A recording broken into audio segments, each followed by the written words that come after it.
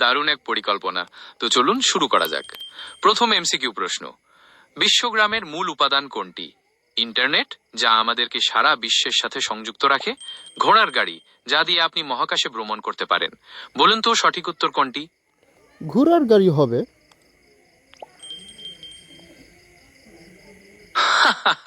ঘোড়ার গাড়ি দারুণ পছন্দ। তবে ঘোড়ার গাড়ি নিয়ে বিশ্বগ্রামের মহাসড়কে নামলে আপনি ইন্টারনেট কানেকশন পেতে পেতে হয়তো বুড়ো হয়ে যাবেন। সঠিক উত্তরটি হলো ইন্টারনেট, যা সারা বিশ্বকে মুহূর্তের মধ্যে সংযুক্ত রাখে। চলুন দ্বিতীয় প্রশ্নে যাওয়া যাক। ই কমার্স কি? অনলাইন কেনাবেচার একটি ব্যবস্থা, ইলেকট্রনিক পদ্ধতিতে মুরগির ডিম ফোটানোর বিশেষ কোনো যন্ত্র। বলুন সঠিক উত্তর কোনটি? ই কমার্স হচ্ছে ইলেকট্রনিক পদ্ধতিতে মুরগির ডিম ফোটানোর বিশেষ কোনো যন্ত্র। মুরগির ডিম ফোটানোর যন্ত্র, চমৎকার!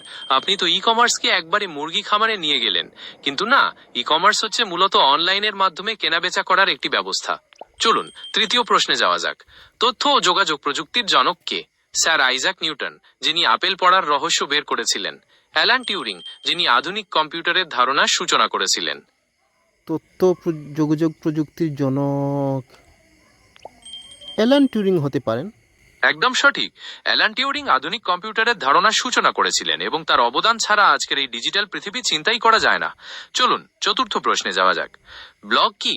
ব্যক্তিগত ডায়েরি বা জার্নাল, যা ইন্টারনেটে প্রকাশ করা হয়; মোটা বই, যা বালিশ হিসেবে ব্যবহার করা যায়। বলুন সঠিক উত্তর কোনটি? মোটা বই হতে পারে। মোটা বই? আপনি নিশ্চয়ই ব্লগের পরিবর্তে কোনো এনসাইক্লোপিডিয়াকে বালিশ বানাতে চাইছেন।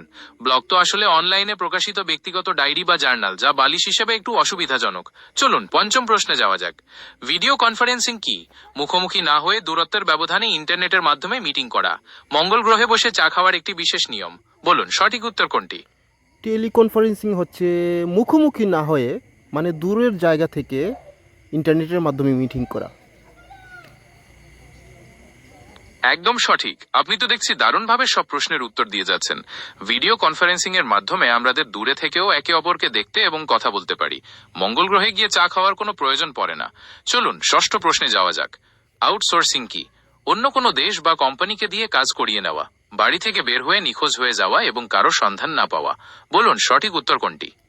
আউটসোর্সিং হচ্ছে অন্য কোনো দেশ বা কোম্পানিকে দিয়ে, অর্থাৎ থার্ড পার্টি, অর্থাৎ বাইরের কোনো লোককে দিয়ে কোনো একটি কাজ করিয়ে নেওয়া, সেটাই আউটসোর্সিং। একদম ঠিক বলেছেন। আপনি আউটসোর্সিং কে দারুণভাবে বুঝিয়েছেন। বাইরের কারো দিয়ে কাজ করিয়ে নেওয়াটাই আউটসোর্সিং, কোনো ব্যক্তি নিখোঁজ হয়ে যাওয়া নয়। চলুন সপ্তম প্রশ্নে যাওয়া যাক। টেলিমেডিসিন কি? ইন্টারনেটের মাধ্যমে দূর থেকে চিকিৎসা সেবা দেওয়া, টেলিফোনে গরুর দুধ দহন করার একটি অত্যাধুনিক পদ্ধতি। বলুন সঠিক উত্তর কোনটি? টেলিমেডিসিন অর্থাৎ মানে দূর থেকে চিকিৎসা সেবা কোনো অভিজ্ঞ ডাক্তারের মাধ্যমে, সেটাই হতে পারে টেলিমেডিসিন। টেলিফোনে গরুর দুধ দহন করার পদ্ধতি? আপনি তো দেখছি রীতিমতো কৃষিতেও প্রযুক্তি নিয়ে আসছেন। কিন্তু না, টেলিমেডিসিন হচ্ছে মূলত ইন্টারনেটের মাধ্যমে দূর থেকে চিকিৎসা সেবা দেওয়া। চলুন অষ্টম প্রশ্নে যাওয়া যাক। রোবোটিক্স কি? রোবট তৈরি ও পরিচালনা সম্পর্কিত প্রযুক্তি, রাস্তার কুকুরগুলোকে নিয়ে একটি ফ্যাশন শো আয়োজন করা। বলুন সঠিক উত্তর কোনটি? রোবোটিক্স হচ্ছে রোবট তৈরি ও পরিচালনা সম্পর্কিত প্রযুক্তি। একদম সঠিক। রোবোটিক্স আসলে রোবট ডিজাইন ও তৈরির প্রকৌশলগত দিক, রাস্তায় কুকুরদের নিয়ে ফ্যাশন শো করার প্রযুক্তি নয়। চলুন নবম প্রশ্নে যাওয়া যাক। কৃত্রিম বুদ্ধিমত্তা বা এআই কি? মেশিনের মধ্যে মানুষের মতো চিন্তা করার ক্ষমতা তৈরি করা, মহাকাশচারীদের জন্য মহাশূন্যে আলু চাষ করার একটি বিশেষ প্রক্রিয়া। বলুন সঠিক উত্তর কোনটি? কৃত্রিম বুদ্ধিমত্তা বা এআই মহাকাশচারীদের জন্য মহাশূন্যে আলু চাষ করার একটি বিশেষ প্রক্রিয়া। মহাশূন্যে আলু চাষ? আপনি তো দেখছি এআই কে একবারই কৃষিতেই নিয়ে গেলেন। কিন্তু না, কৃত্রিম বুদ্ধিমত্তা বা এআই হচ্ছে মূলত মেশিনের মধ্যে মানুষের মতো চিন্তা করার ক্ষমতা তৈরি করা। চলুন দশম ও শেষ প্রশ্নে যাওয়া যাক। ভার্চুয়াল রিয়ালিটি বা ভিআর কি? কল্পিত দুনিয়ায় কম্পিউটার প্রযুক্তির মাধ্যমে বাস্তবে উপস্থিত থাকার অনুভূতি পাওয়া, বাস্তবে উপস্থিত থেকে নিজের কান্নাকাটি রেকর্ড করার একটি প্রযুক্তি। বলুন সঠিক উত্তর কোনটি? ভার্চুয়াল রিয়েলিটি হচ্ছে বাস্তবে উপস্থিত থেকে নিজের কান্নাকাটি রেকর্ড করার একটি প্রযুক্তি। কান্নাকাটি রেকর্ড করার প্রযুক্তি?